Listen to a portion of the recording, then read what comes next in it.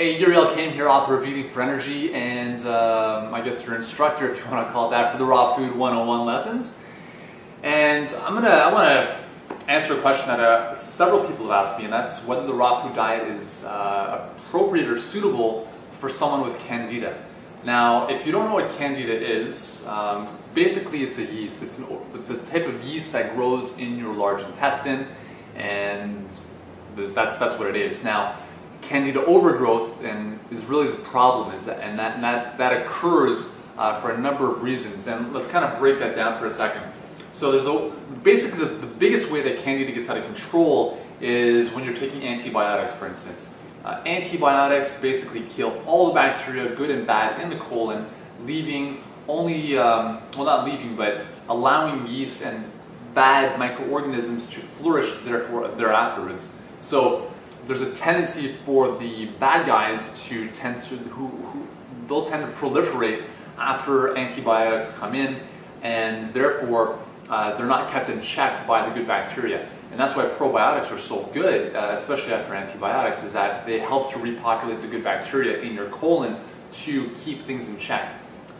That's one of the ways that it happens. So antibiotics come in, they wipe out everything, Candida overgrows at that point and gets out of control. The second way is a diet that is high in refined sugars. So, lots of sweets, lots of sugar, lots of candy, stuff like that. Those are all things that Candida will thrive on. The third way is not digesting your foods properly, because undigested foods, again, are a source of fuel for Candida and yeast in the colon.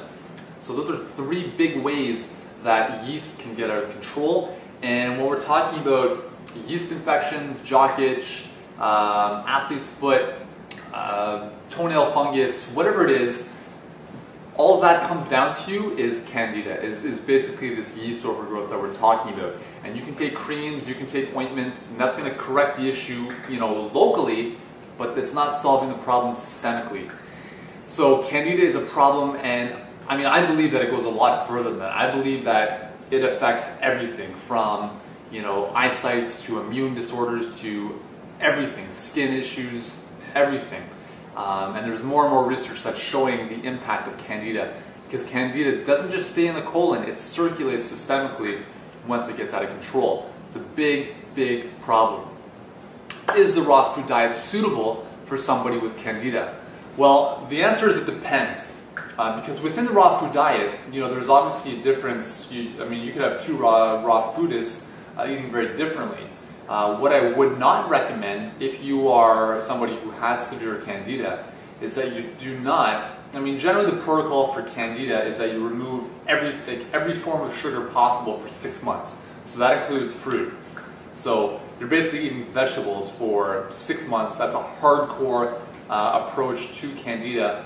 And then obviously you're fortifying with probiotics and things like oregano oil and garlic to help kill off some of the yeast in the body. So that's a very stringent, very strict approach to dealing with Candida. And it's pretty tough to, I don't know many people who can sustain that kind of diet for a long time, especially for 6 months. So if you are approaching issues, or if you're approaching the raw food diet and you do have Candida issues, the one thing I would suggest is that yes, it is suitable for Candida, because nonetheless you're going to be eating a lot of greens, you're going to be eating a lot of vegetables. Why not make them raw? So the one thing I would suggest though is that you stay away from some of the very, very sweet fruit. My personal approach to Candida is making it more sustainable for people. So again, if you want to go full out and eat nothing but greens for 6 months, that's great. You'll get some good results. But if you can't do that, and God knows that I can't do that, here's what I recommend. Stay away from the sweet fruit. So that includes the tropical fruits, right? The pineapples, the mangoes, all that kind of stuff. The bananas, you want to eliminate. The dates, you want to stay away from. All those very, very high glycemic sweet fruit, you want to stay away from. When it comes to fruit, you want to generally steer towards more of the berries. The berries tend to be lower in the glycemic index, less impact on Candida in the body, less sugar content. So we're talking about blueberries, blackberries, raspberries, strawberries, the berry family. And the good thing is that they're obviously very high in antioxidants, which is good. Other than that, nuts and seeds are great, legumes and beans are amazing, and vegetables. You know, I mean, so you're fine. Really, a raw food diet for Candida is fine. The one thing you just want to steer away from are the very, very high sweet fruit. The other thing you may want to consider is eliminating juicing, because juicing, again, is very simple sugars going right into basically feeding yeast and other bad bacteria in the colon. I would stick to smoothies because at least you're in the fiber, so it's going to slow down how your body metabolizes the sugar. But overall, a raw food diet is great. Again, it's just the little specific things that we want to attend to if you do have Candida. Just a couple more tips. If you have Candida, you can try a couple things.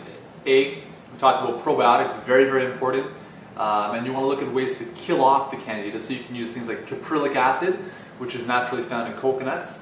But you can obviously find that as well in the supplemental form. Oregano oil, which is awesome. Again, it's just an essential oil you add to some water.